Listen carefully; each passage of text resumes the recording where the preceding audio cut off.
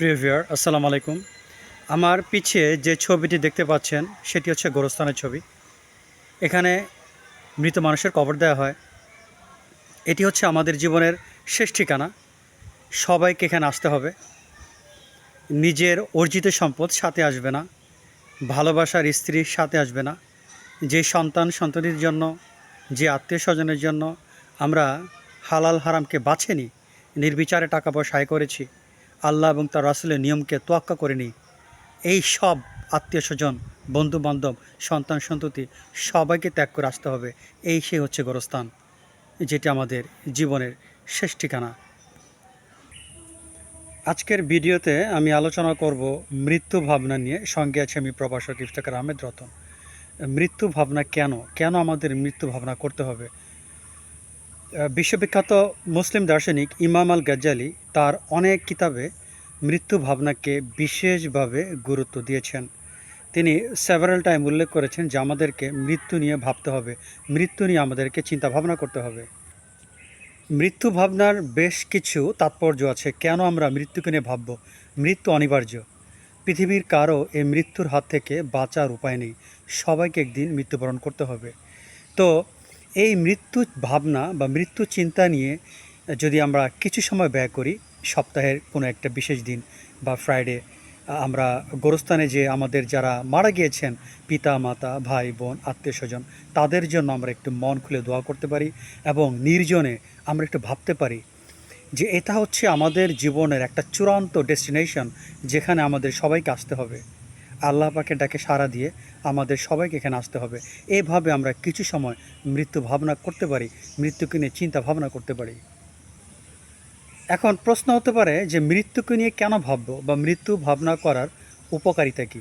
মৃত্যু ভাবনা করার অনেক উপকারিতা আছে। আমরা আমাদের এই জিন্দেগিটা আজীবন কাটাতে পারি না। আমাদের এই 70, 80 বা 90 বছরের জিন্দেগি খুবই ক্ষণস্থায়ী। আপনারা জানেন একটা কচ্ছপ কিন্তু একটা মানুষের তুলনায় 3 থেকে 4 গুণ সময় বেঁচে থাকে। 350 থেকে 400 বছর, ইভেন তার চেয়েও বেশি সময় একটা কচ্ছপ বেঁচে থাকে। তাহলে একটা কচ্ছপের আয়ু মানুষের চাইতে কয়েক গুণ বেশি, কিন্তু মানুষের আয়ু কচ্ছপের চাইতে অনেক কম। এই কম সময়ের মধ্যে মানুষকে অনেক কল্যাণমুখী কাজ করতে হবে। মৃত্যু ভাবনা আমাদেরকে অনেক গুরুত্বপূর্ণ জিনিস শেখায়। আমরা সবচাইতে গুরুত্বপূর্ণ বিষয় যেটা শিখে থাকি সেটা হচ্ছে যে এই পৃথিবী কোনো দিন আমাদের কাছে স্থায়ী নয়। এই পৃথিবীকে আমাদের ছাড়তে হবে, এই পৃথিবী ছেড়ে আমাদের চলে যেতে হবে। এর ফলে কি হবে? মৃত্যু ভাবনা যদি আপনি সপ্তাহে 1 দিন বা 2 দিন করতে পারেন, দেখবেন এইভাবে ভাবতে ভাবতে আপনার মনের ভিতর থেকে দুনিয়ার প্রতি যে ভালোবাসা, টাকা পয়সার প্রতি যে ভালোবাসা, মানুষের প্রতি যে ভালোবাসা, এই সব কিছু ভালোবাসা কিন্তু আপনার মিথ্যা। কেননা কোনোটাই আমাদের সাথে যাবে না। আপনার কাছে তখন সব কিছু একটা নিহিলিজমের মতো মনে হবে। আপনার কাছে সব কিছু একটা মিনিংলেস মনে হবে, অর্থহীন মনে হবে। তখন দেখবেন এই দুনিয়ার কোনো কিছুর প্রতি আপনার আকর্ষণ থাকবে না। অ্যাজ এ রেজাল্ট আপনি তখন সৎ কাজ করার চেষ্টা করবেন। অসৎ কাজ থেকে আপনি দূরে থাকাটা আপনার জন্য অনেক সহজ হবে। আপনার জন্য সহজ হবে মহান আল্লাহ এবং তার রাসূলের নির্দেশিত পথে চলাটাও আপনার জন্য অনেক সহজ হবে। পরকালের পথে চলাটা আপনার জন্য অনেক সহজ হবে।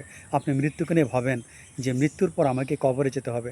এভাবে আমরা সবসময় 5 মিনিট 10 মিনিট মৃত্যু নিয়ে ভাবতে পারি। এই মৃত্যু নিয়ে আমাদের ভাবতে হবে। তার কারণটা কি? একদিন আমাদের মৃত্যুবরণ করতেই হবে। আসলে কি আমরা এই জাগতিক কর্মকাণ্ডে এতটাই ব্যস্ত থাকি, আমরা মৃত্যুর কথা ভুলে যাই।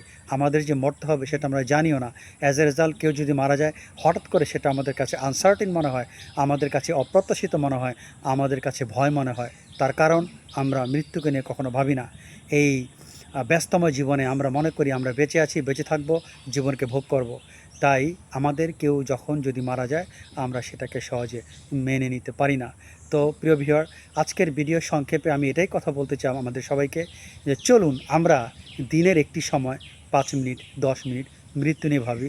সপ্তাহে 1 দিন, সপ্তাহে যদি 1 দিন না হয়, মাসে 1 দিন, মাসে 1 দিন যদি না হয়, 2 বা 3 মাস পর পর আমরা আমাদের আত্মীয় স্বজনের কবর জিয়ারত করি এবং সেখানে যে কিছু সময় থাকি, চিন্তা করি তাদের মতো আমাদের একদিন মহান আল্লাহ পাকের ডাকে সাড়া দিয়ে এই পৃথিবী থেকে চলে যেতে হবে।